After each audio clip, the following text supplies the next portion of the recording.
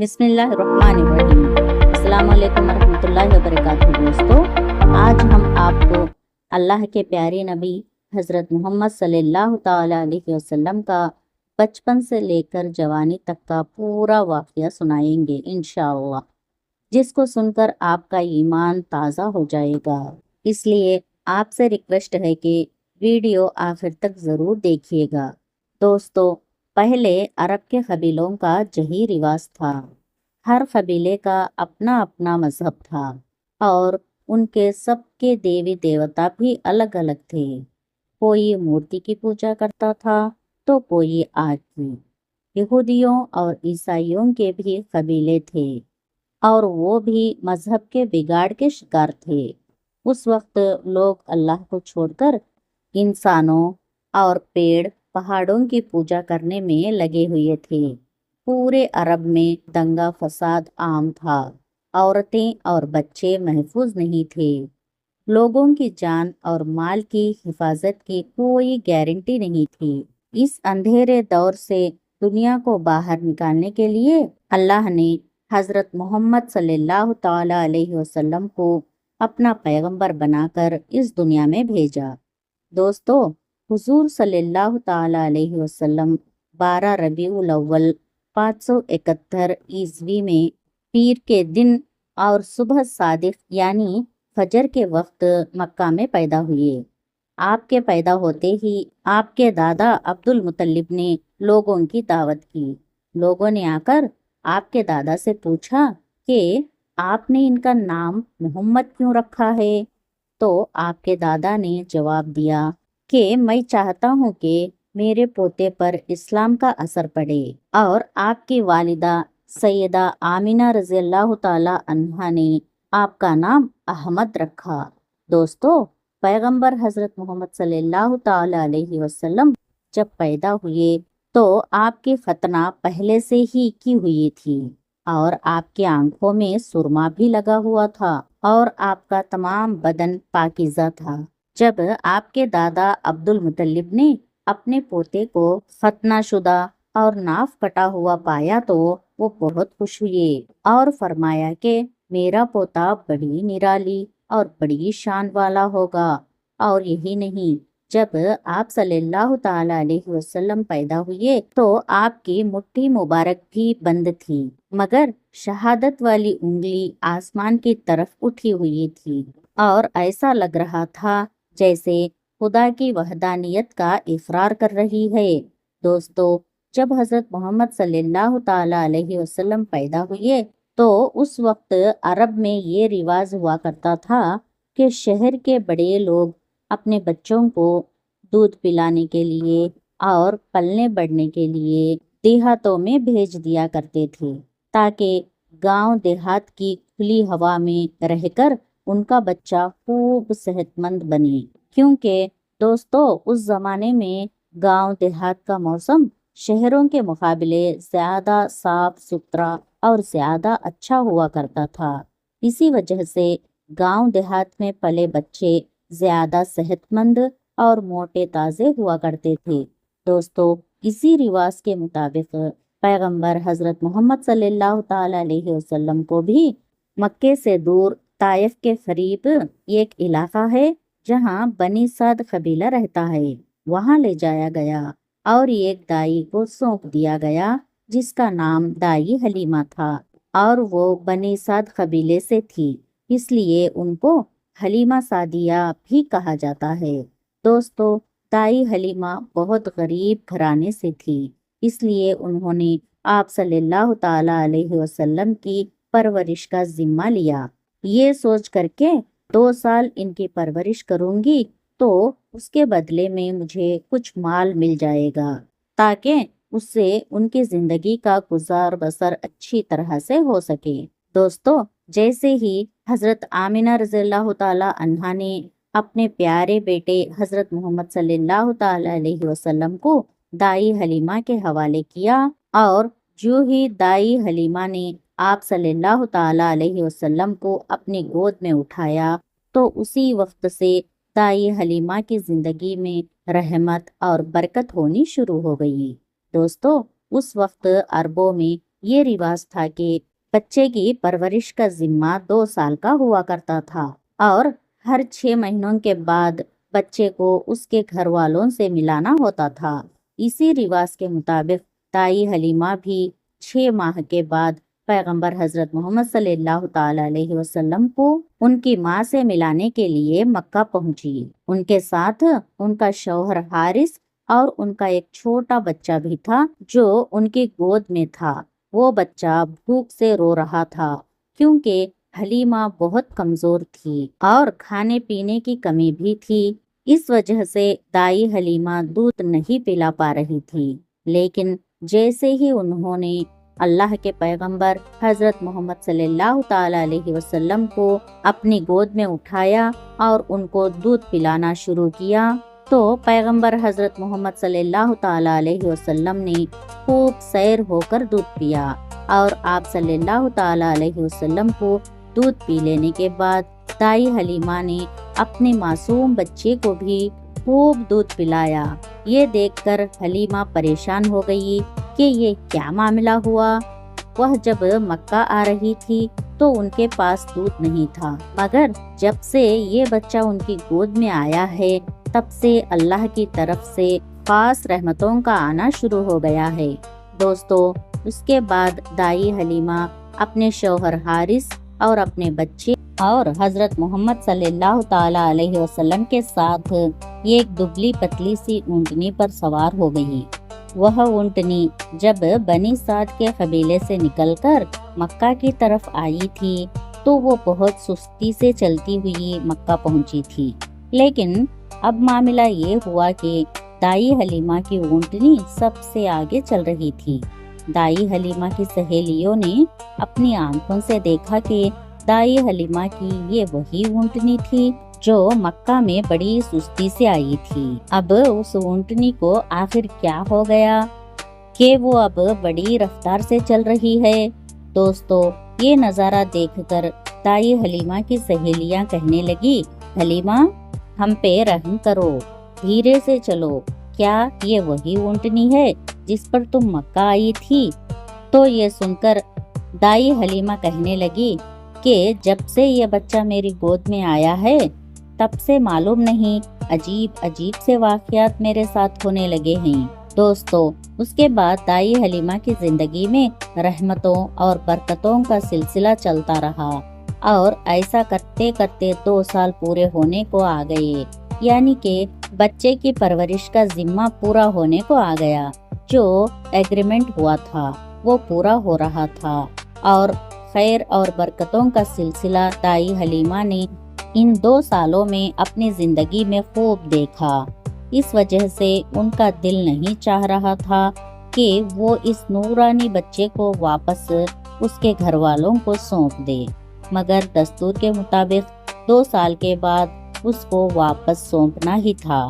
اس لیے 2 سال کے بعد دائی حلیمہ پیغمبر حضرت محمد صلی اللہ تعالی علیہ وسلم کو اپنے ساتھ لے کر مکہ کی طرف نکل پڑی۔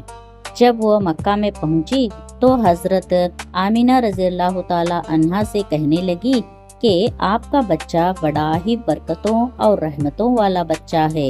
جب سے یہ بچہ میری گود میں آیا ہے تب سے میری تو زندگی ہی بدل گئی ہے۔ میری زندگی میں برکتوں رحمتوں کا دور شروع ہو گیا ہے۔ اس لیے میری آپ سے گزارش ہے کہ آپ تھوڑے دن اس بچے کو میرے پاس رہنے دو، میں تھوڑے دن اس کی پرورش کرنا چاہتی ہوں۔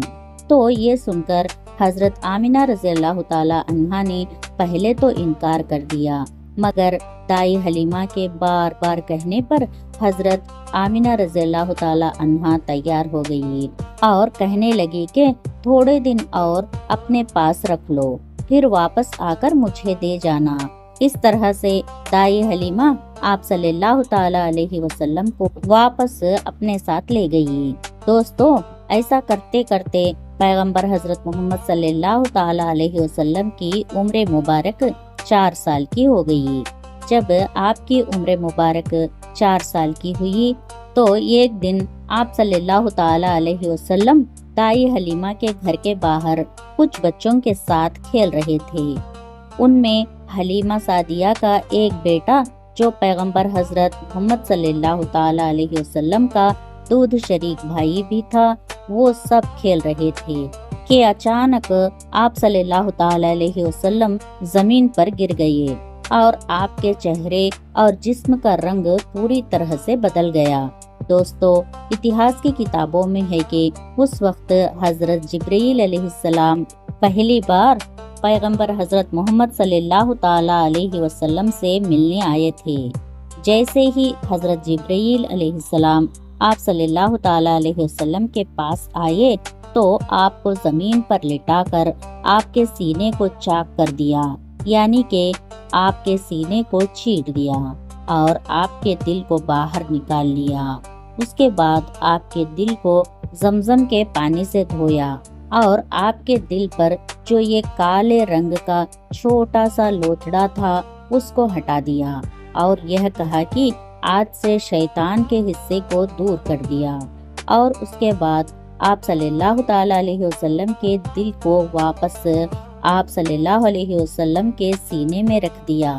دوستو، ادھر یہ سب دیکھ کر آپ کے ساتھ کھیل رہے بچے گھبرا گئے کہ آپ کو کیا ہو گیا، اس لیے وہ دوڑے دوڑے دائی حلیمہ کے پاس پہنچ گئے اور کہنے لگے کہ محمد صلی اللہ تعالی علیہ وسلم کا کسی نے قتل کر دیا ہے۔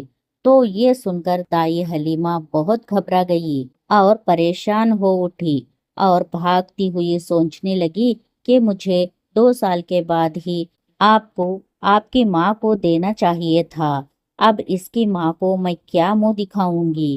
یہ سوچتے ہوئے دائی حلیمہ بھاگتی ہوئی آپ صلی اللہ تعالی علیہ وسلم تک پہنچی تو حلیمہ نے دیکھا کہ آپ صلی اللہ تعالی علیہ وسلم کے جسم کا رنگ بدلا ہوا ہے، مگر تھوڑی دیر کے بعد آپ کو ہوش آ گیا۔ یہ دیکھ کر حلیمہ کی جان میں جان آ گئی اور کہنے لگی، اب آپ کو اور نہیں رکھوں گی اپنے پاس۔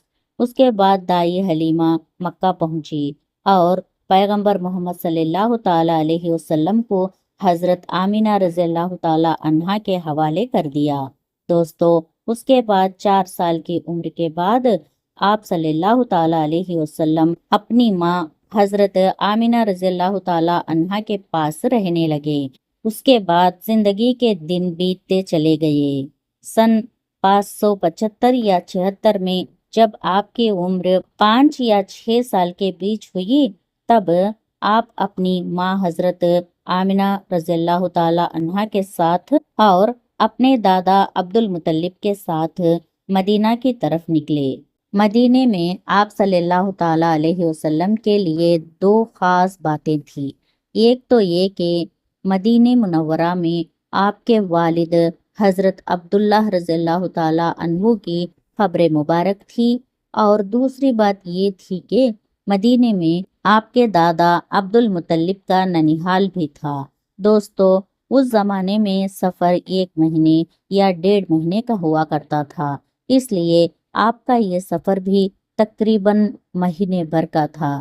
1 مہینے کے بعد جب آپ پلٹ کر واپس مکہ کی طرف آ رہے تھے تو آپ کی زندگی میں جو واقعہ پیش آیا اسے دیکھ کر آپ کے دادا عبد المطلب کو بڑا جھٹکا لگا۔ حضرت محمد صلی اللہ تعالی علیہ وسلم کو اپنے بچپن کی عمر میں ہی آپ کو دوسرا بڑا جھٹکا لگا اور اللہ نے آپ کو ایک اور آزمائش میں ڈال دیا۔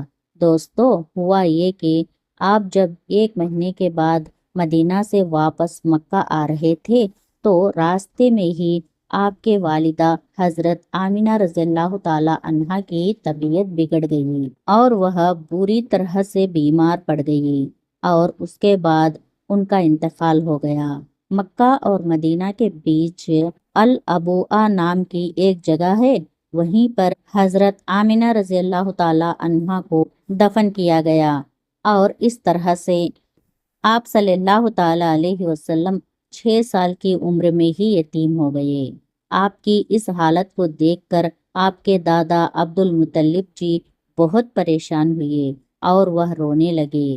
ایک تو یہ کہ آپ کی پیدائش کے کچھ دن پہلے آپ کے والد حضرت عبداللہ رضی اللہ تعالی عنہ کا انتقال ہو گیا تھا، اور اب دوسرا جھٹکا یہ لگا کہ آپ کی عمر ابھی 6 سال کی بھی نہیں ہوئی تھی کہ آپ کی والدہ کا بھی انتقال ہو گیا۔ یہ دیکھ کر آپ کے دادا عبد المطلب جی کو بھی بہت دکھ ہوا، مگر وہ بھی کیا کرتے ہیں، ایک دن تو سب کو مرنا ہے۔ اس کے بعد آپ صلی اللہ علیہ وسلم کے دادا عبد المطلب نے آپ کی پرورش کی۔ ان دنوں یتیم بچوں کے ساتھ اچھا برتاؤ بھی نہیں کیا جاتا، مگر آپ کے ساتھ اللہ کی مدد تھی، جیسا کہ اللہ تعالیٰ نے خود قرآن پاک میں ارشاد فرمایا ہے کہ آپ کے یتیم ہونے پر اللہ کی مدد آپ کے ساتھ تھی، اسی وجہ سے آپ کے ساتھ اچھا معاملہ پیش آیا اور اللہ نے آپ کو سہارا دیا۔ دوستو، اس کے بعد آپ کے دادا عبد المطلب آپ صلی اللہ تعالیٰ علیہ وسلم کے حالات دیکھ کر رونے لگے۔ آپ کے چچا ابو طالب آپ کو بہت چاہتے تھے، وہ وہاں کے بہت بڑے سردار تھے، ان کی لوگ سب سے زیادہ عزت کیا کرتے تھے۔ کعبہ کی چھاؤں میں ان کے لیے یہ خاص فرش بچھایا جاتا تھا جس پر صرف وہی اکیلے بیٹھتے تھے، کسی دوسرے کو اس پر بیٹھنے کی اجازت نہیں ہوتی تھی۔ اللہ کے پیغمبر حضرت محمد صلی اللہ تعالیٰ علیہ وسلم ابھی چھوٹے تھے، کھیلتے کھیلتے وہاں پر آ جایا کرتے تھے اور آ کر اس پر بیٹھ جایا کرتے تھے اور حضرت عبد المطلب بٹھا لیتے تھے۔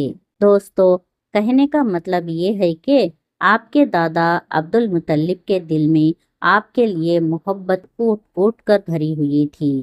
آپ کی وہ ہر خواہش کا خیال رکھتے تھے، آپ کی ہر ضرورت کو وہ پوری کیا کرتے تھے، آپ کو کسی بھی طرح کی کوئی تکلیف نہیں ہونے دیتے تھے۔ وہ ہمیشہ آپ کو اپنے ساتھ رکھتے، اپنے ساتھ میں گھماتے پھراتے اور ہمیشہ آپ کو خوش رکھتے۔ دوستو، ایسا کرتے کرتے دن بیتتے چلے گئے۔ اب آپ کی عمر مبارک 8 سال کی ہو گئی، مگر سوچئے اللہ تعالیٰ کے نبی نے کیسی کیسی آزمائش سے گزر کر اپنی زندگی کا سفر پورا کیا۔ اب آپ کی عمر مبارک 8 سال 2 مہینے 10 دن کی ہوئی تو ایک دن اچانک آپ کے دادا عبد المطلب کا انتقال ہوا۔ اب دادا کا سہارا بھی چلا گیا۔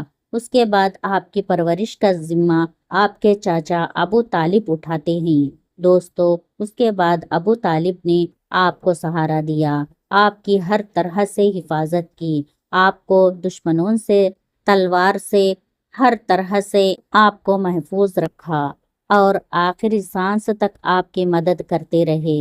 حالانکہ ابو طالب پیسے والے نہیں تھے، پھر بھی آپ کو کسی بھی بات کی کمی محسوس نہیں ہونے دی۔ آپ جس بھی چیز کی خواہش کرتے تھے ابو طالب وہ پوری کر دیتے تھے۔ میرے دوستو، اس کے بعد دن بیتتے چلے گئے۔ ابو طالب جب بھی کسی سفر پر جاتے تو آپ حضرت محمد صلی اللہ تعالیٰ علیہ وسلم کو اپنے ساتھ لے کر جاتے، کیونکہ اس زمانے میں سفر بہت لمبا ہوا کرتا تھا، 1 ڈیڑھ مہینے کا سفر ہوتا تھا، اور ابو طالب نہیں چاہتے تھے کہ یہ معصوم سا بچہ جس کو نہ والد نہ والدہ کا سہارا ہے، نہ کوئی دادا کا سہارا ہے، آپ کو کسی اور کے بھروسے چھوڑ کر جاؤں اور اس کو تکلیف ہو۔ دوستو، ایک بار ابو طالب اپنے قافلے کے ساتھ ملک شام کی طرف تجارت کے لیے روانہ ہوئے۔ یاد رکھو، پہلے عرب میں جو لوگ تھے، خاص کر کے قریش کے لوگوں کا امپورٹ ایکسپورٹ کا بزنس تھا، یعنی کہ وہ ایک جگہ سے سامان خریدتے تھے اور دوسرے جگہ پر لے جا کر اس کو بیچ دیتے تھے۔ اس طرح سے وہ لوگ سامان خریدتے اور بیچتے تھے۔ اسی کام کے سلسلے میں ابو طالب نے اپنے قافلے کے ساتھ ملک شام کی طرف نکلے۔ ساتھ میں آپ نے حضرت محمد صلی اللہ تعالیٰ علیہ وسلم کو بھی لے لیا اور آپ کو ایک اونٹنی پر سوار کر دیا۔ ابو طالب کا جب یہ قافلہ ملک شام کے بارڈر پر پہنچا تو رات ہو چکی تھی، اس لیے انہوں نے وہیں پر اپنا پڑاؤ ڈالا تاکہ وہ وہیں پر رات گزار سکے اور اپنی تھکان دور کر سکے۔ دوستو، ہم آپ کو بتا دیں کہ اس زمانے میں راہب ہوا کرتے تھے جو ایک جگہ سے دوسری جگہ پیدل جایا کرتے تھے۔ اس زمانے میں ایک عیسائی راہب تھا، یعنی کرسچین راہب تھا، جو لوگوں کی رہنمائی کرتا تھا۔ وہ کبھی اپنے گھر سے باہر نہیں نکلتا تھا، یعنی کہ وہ ہمیشہ اپنے گھر کے اندر ہی رہتا تھا۔ جب اس کو معلوم چلا کہ ان کے سامنے کسی نے پڑاؤ ڈالا ہے تو وہ دوڑتا ہوا ان کے پاس آیا اور پیغمبر حضرت محمد صلی اللہ تعالی علیہ وسلم کو لے لیا اور ابو طالب سے کہنے لگا کہ یہ بچہ ساری دنیا کا سردار بن کر آیا ہے۔ اس کی یہ بات سن کر ابو طالب حیران ہوئے اور پوچھنے لگے کہ تمہیں کیسے پتا؟ تم کو کس نے بتایا ہے کہ یہ بچہ ساری دنیا کا سردار بن کر آیا ہے؟ تو اس راہب نے کہا کہ جب تم اس گھاٹی سے ادھر اس گھاٹی میں آ چکے تھے تو اس گھاٹی میں ایسے کوئی بھی درخت اور پتھر نہیں تھا جو اس بچے کو دیکھ کر نہ جھکا ہو، اور پتھر اور درخت صرف انہی لوگوں کے آگے جھکتے ہیں جس کو اللہ اپنا پیغمبر بنا کر بھیجتا ہے۔ اس کے بعد وہ کہنے لگا تم اس بچے کو ملک شام میں ساتھ لے کر مت جانا، کیونکہ آگے یہودیوں سے ان کو خطرہ ہے، کہیں وہ اس کا قتل نہ کر دے، اور میں اس بچے کو اچھی طرح سے پہچانتا ہوں، کیونکہ توریت اور انجیل میں ان کے نبی ہونے کا ذکر آیا ہے، اور میں اس بچے کو اچھی طرح سے پہچانتا ہوں۔ ان کی پیٹھ کے نیچے ایک سیب کی طرح سے جو نبوت کی مہر لگی ہے، اس مہر سے بھی میں ان کو پہچانتا ہوں، لہٰذا تم انہیں ملک شام لے کر مت جانا۔ دوستو، ابو طالب کو اس راہب کی باتوں پر یقین آ چکا تھا کہ وہ جو کہہ رہا ہے بالکل سچ کہہ رہا ہے۔ اس کے بعد ابو طالب نے کسی شخص کے ذریعے سے پیغمبر محمد صلی اللہ تعالی علیہ وسلم کو واپس مکہ میں پہنچا دیا، کیونکہ ابو طالب کو اب یہ معلوم ہو چکا تھا کہ یہ جو بچہ ہے یہ کوئی معمولی بچہ نہیں ہے، یہ بچہ خاص مرتبے والا ہے۔ اس کے بعد ابو طالب آپ صلی اللہ تعالی علیہ وسلم کی پرورش اور آپ کی حفاظت کے معاملے میں اور زیادہ چوکنا ہو گئے اور آپ کی ہر طرح سے حفاظت کرنے لگے۔ اس کے بعد جب آپ جوان ہو گئے تو آپ صلی اللہ تعالی علیہ وسلم کی سچائی اور ایمانداری کو دیکھ کر ایک بار حضرت خدیجہ رضی اللہ تعالی عنہا نے آپ صلی اللہ تعالی علیہ وسلم کو اپنا مال دے کر شام میں تجارت کے لیے بھیجا اور ساتھ میں اپنے یہ غلام کو بھی لگا دیا۔ اللہ کے فضل و کرم سے اس تجارت میں بہت فائدہ ہوا۔ حضرت خدیجہ رضی اللہ تعالی عنہا کے غلام جن کا نام مسیرہ تھا، انہوں نے بھی آپ صلی اللہ تعالی علیہ وسلم کی ایمانداری اور اچھے اخلاق کی خوب تعریف کی۔ یہ دیکھ کر حضرت خدیجہ رضی اللہ تعالی عنہا آپ صلی اللہ تعالی علیہ وسلم کی طرف مائل ہوئے، یعنی کہ حضرت خدیجہ رضی اللہ تعالی عنہا آپ صلی اللہ تعالی علیہ وسلم سے بہت پربھاوت ہوئی، اور اس کے بعد آپ نے خود ہی پیغمبر محمد صلی اللہ تعالی علیہ وسلم کو نکاح کرنے کا پیغام بھیجا۔ دوستو، ہم آپ کو بتا دیں کہ حضرت خدیجہ رضی اللہ تعالی عنہا عرب میں ایک کامیاب بزنس وومن تھی، اور آپ نے اپنے بزنس سے ہوئی کمائی کو حضرت خدیجہ رضی اللہ تعالی عنہا غریب، یتیم، بیوہ اور بیماروں میں بانٹا کرتی تھی۔ انہوں نے ان گنت غریب لڑکیوں کی شادی کا خرچہ بھی اٹھایا تھا، اور اس طرح ایک بے حد نیک اور سب کی مدد کرنے والی عورتوں کے روپ میں اسلام میں ہی نہیں بلکہ پوری دنیا کے اتہاس میں ان کا بڑا یوگدان رہا ہے، یعنی کہ حضرت خدیجہ رضی اللہ تعالی عنہا ہمیشہ غریب لوگوں کی اناج اور کپڑوں سے مدد کیا کرتی تھی۔ حضرت خدیجہ رضی اللہ تعالی عنہا مورتیوں میں وشواس نہیں رکھتی تھی اور نہ ہی ان کی پوجا کرتی تھی۔ دوستو، ہم آپ کو یہ بھی بتا دیں کہ حضرت خدیجہ رضی اللہ تعالی عنہا کی پیغمبر محمد صلی اللہ تعالی علیہ وسلم کے ساتھ شادی ہونے سے پہلے 2 شادیاں ہو چکی تھی، اور ان کے اپنے پہلے دونوں شوہروں سے بچے بھی تھے۔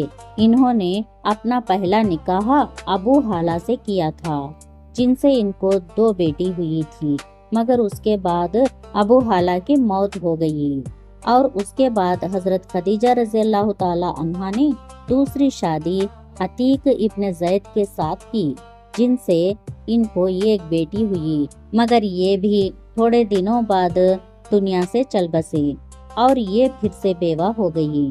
ان کے بعد عرب کے بڑے بڑے تاجدار سرداروں نے حضرت خدیجہ رضی اللہ تعالی عنہ کے ساتھ شادی کی پیشکش کی، مگر حضرت خدیجہ رضی اللہ تعالی عنہ راضی نہ ہوئی، یہاں تک کہ اللہ تعالیٰ نے آپ کو پیغمبر محمد صلی اللہ تعالی علیہ وسلم کی طرف مائل کر دیا۔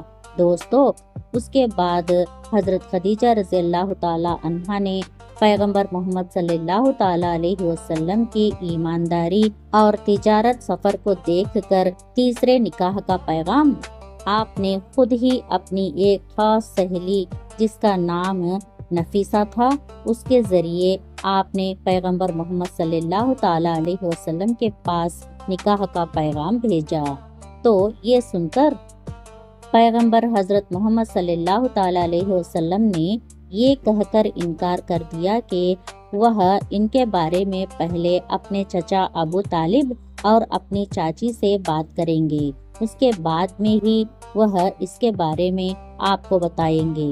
دوستو، اس کے بعد پیغمبر حضرت محمد صلی اللہ تعالی علیہ وسلم نے اس پیغام کے بارے میں اپنے چچا ابو طالب سے بات کی، یعنی کہ ان کو اس پیغام کے بارے میں بتایا۔ تو یہ سن کر آپ کے چچا ابو طالب بہت زیادہ خوش ہوئے اور نکاح کروانے کے لیے راضی ہو گئے اور آپ کو اجازت دے دی۔ آپ کے دوسرے چاچا حضرت حمزہ نے خدیجہ رضی اللہ تعالی عنہا کے چاچا عمر بن سعود سے رسول اللہ صلی اللہ علیہ وسلم کے ولی یعنی بڑے ہونے کی حیثیت سے بات چیت کی، اور اونٹنی مہر یعنی کہ نکاح کے وقت عورت یا بیوی کو دے دی جانے والی رقم یا جو آپ کی حیثیت میں ہو، یہ دے کر آپ کے چاچا ابو طالب نے آپ کا نکاح پڑھا دیا۔ دوستو، اس کے بعد حضرت خدیجہ رضی اللہ تعالی عنہا اور پیغمبر محمد صلی اللہ تعالی علیہ وسلم کے نکاح کا خطبہ آپ کے چاچا ابو طالب نے پڑھا۔ اس میں اللہ کی حمد ثنا کی گئی۔ اس کے بعد قبول نامہ ہوا اور مہر بیان کیا گیا۔ مہر میں اونٹنی لکھی گئی۔ دوستو، یہ ملک شام کی واپسی کے 2 مہینوں کے بعد کی بات ہے۔ اس وقت آپ کی عمر 25 سال کی تھی اور حضرت خدیجہ رضی اللہ تعالی عنہا کی عمر 40 سال کی تھی۔ حضرت خدیجہ رضی اللہ تعالی عنہا آپ کی پہلی بیوی تھی۔ حضرت خدیجہ رضی اللہ تعالی عنہا کے جیتے جی آپ نے کسی اور عورت کے ساتھ شادی نہیں کی۔ آپ صلی اللہ تعالی علیہ وسلم کی تمام اولاد بھی انہی سے ہوئی ہے۔ صرف حضرت ابراہیم حضرت مریم سے پیدا ہوئے تھے۔ دوستو، پیغمبر حضرت محمد صلی اللہ تعالی علیہ وسلم اور حضرت خدیجہ رضی اللہ تعالی عنہا کی اولاد کے نام یہ ہے: پہلے قاسم، پھر زینب، پھر رقیہ، پھر کلثوم، پھر فاطمہ اور پھر عبداللہ۔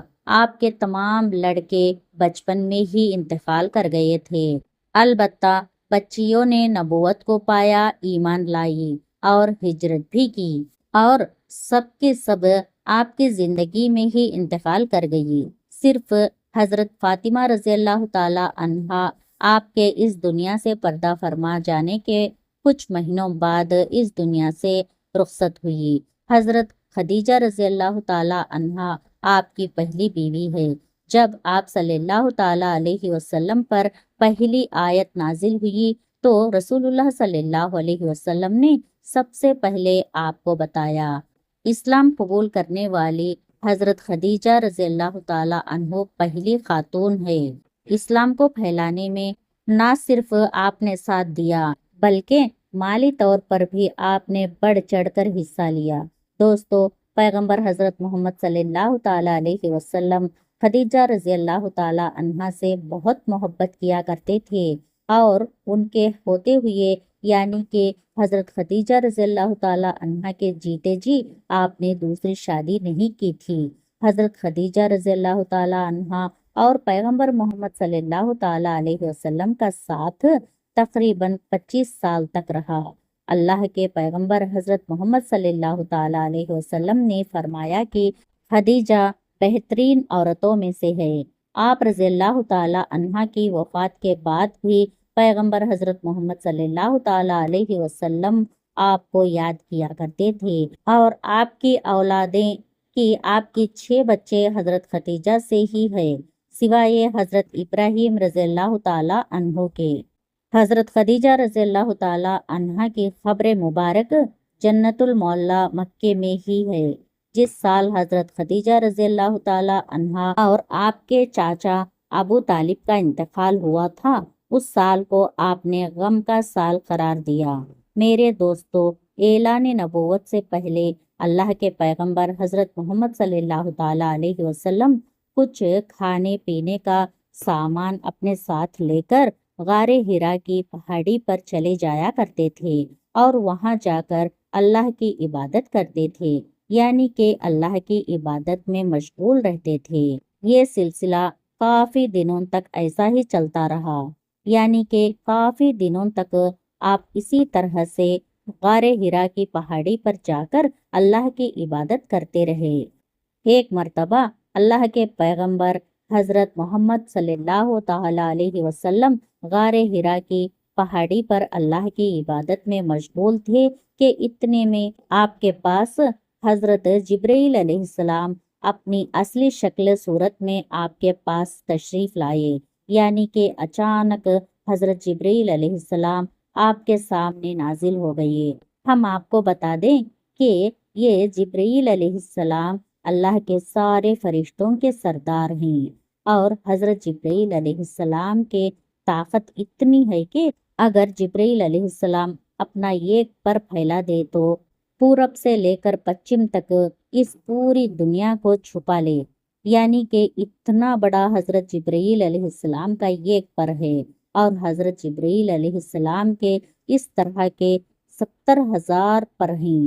اب آپ سوچئے کہ حضرت جبرائیل علیہ السلام کتنے زیادہ بڑے ہوں گے۔ اس کے علاوہ حضرت جبرائیل علیہ السلام کی سپیڈ اتنی زیادہ ہے کہ یہ پلک جھپکتے ہی سدرۃ المنتہا سے زمین پر آ جاتے ہیں، اور پلک جھپکتے ہی اس زمین سے واپس سدرۃ المنتہا پر پہنچ جاتے ہیں۔ یہ حضرت جبرائیل علیہ السلام کی طاقت کا عالم ہے۔ اگر حضرت جبرائیل علیہ السلام چاہے تو اس پوری زمین کو اٹھا کر پلٹ سکتے ہیں۔ قوم لوط کو اسی طرح سے حضرت جبرائیل علیہ السلام نے پلٹا تھا۔ یہ حضرت جبرائیل علیہ السلام کی شان ہے جو اللہ کے ایک فرشتے ہیں۔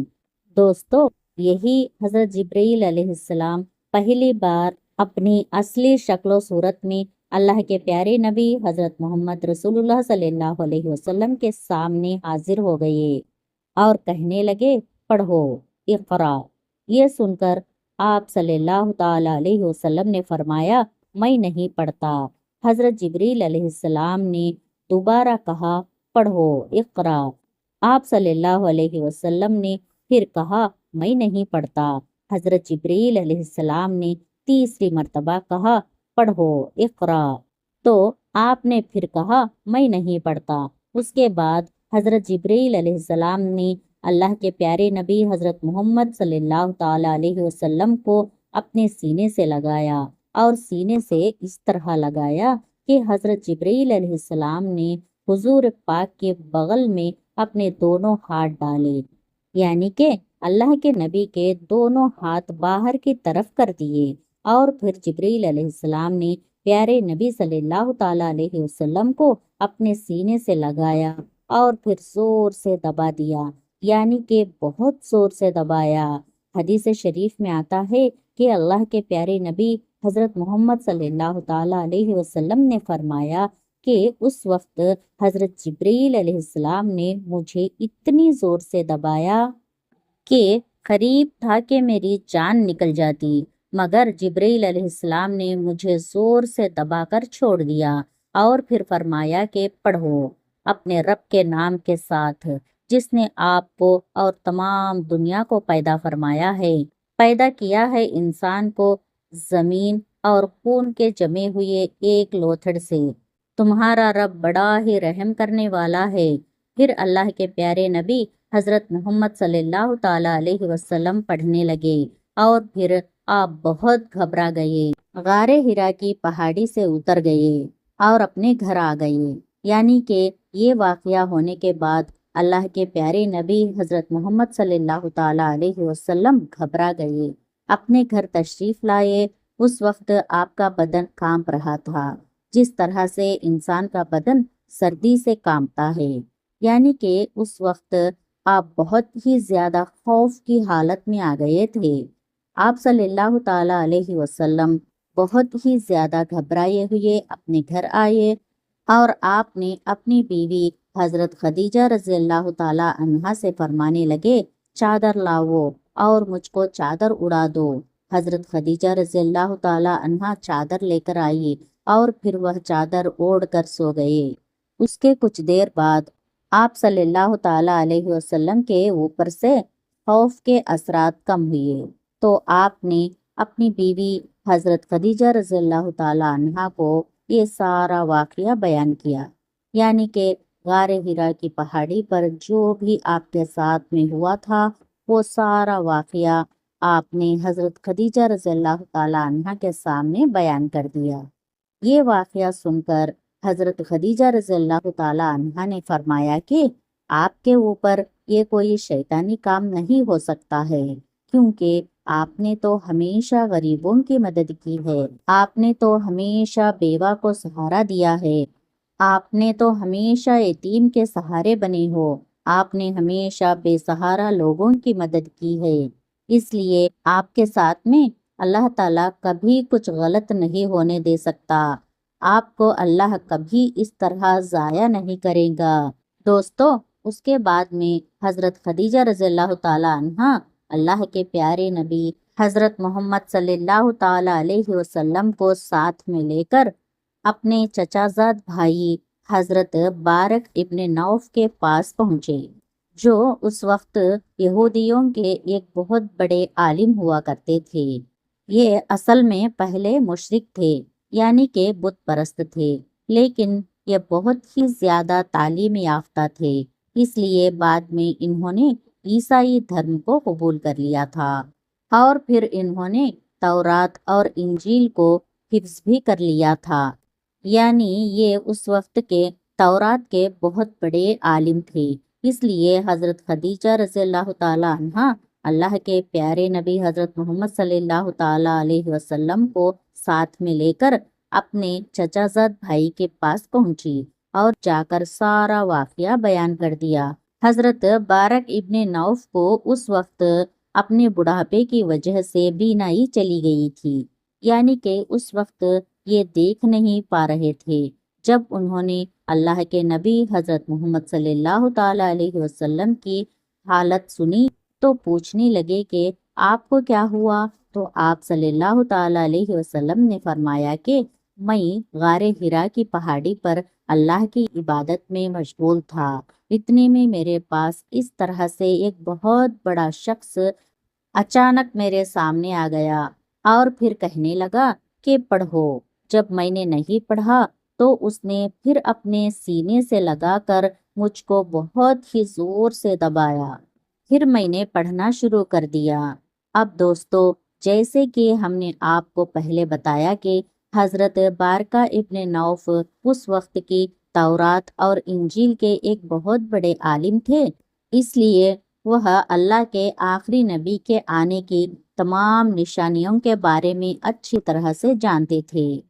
اس لیے وہ یہ سن کر کہنے لگے کہ اللہ کی قسم، جو بھی آپ کے پاس میں آیا تھا وہ وہی اللہ کا فرشتہ تھا جو حضرت موسیٰ علیہ السلام اور حضرت عیسیٰ علیہ السلام پر نازل ہوتا تھا۔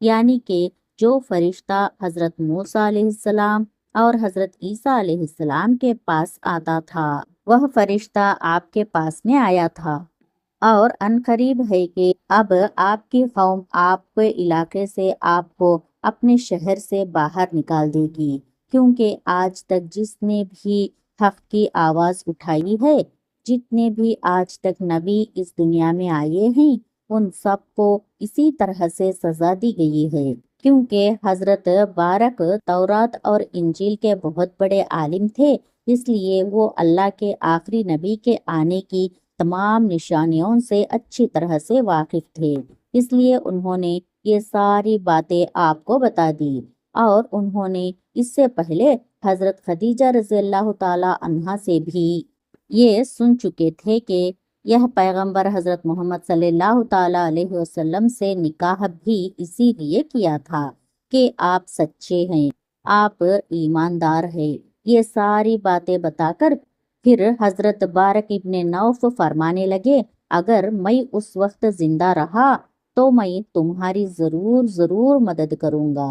اس کے بعد یہ سن کر وہیں پر حضرت خدیجہ رضی اللہ تعالی عنہا نے آپ کا پہلا کلمہ پڑھ لیا، یعنی کہ حضرت خدیجہ رضی اللہ تعالی عنہا پہلی خاتون تھی جو آپ پر ایمان لے آئی، اور دوسرے حضرت بارک ابن نوف تھے جس نے آپ صلی اللہ تعالی علیہ وسلم کی تصدیق کی، یعنی آپ کے بارے میں بتایا، یعنی کہ دوسرا کلمہ انہوں نے پڑھا۔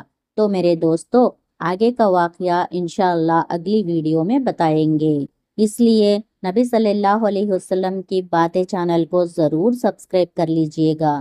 انشاءاللہ پھر ملیں گے اگلی ویڈیو میں۔ السلام علیکم ورحمۃ اللہ وبرکاتہ۔ جزاکم اللہ خیرا کثیرا۔